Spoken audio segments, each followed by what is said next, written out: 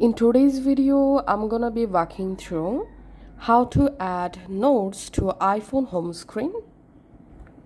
All you have to need, select the home screen, in which home screen you want to add your notes. Now just long press on your home screen blank space to edit.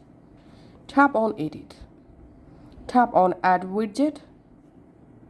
In here, you have to scroll down and find out Notes app.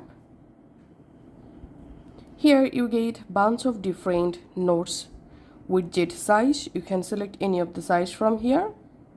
So in my case, I'm just selecting this size, for example, tapping on done. Once the note added, tapping on note, and here we can see all notes are showing.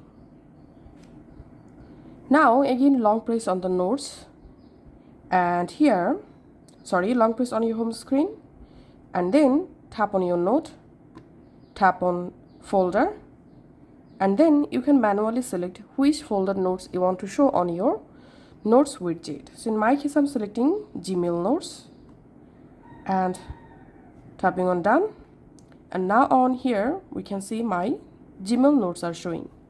So that's how you can actually do it. Thanks for watching.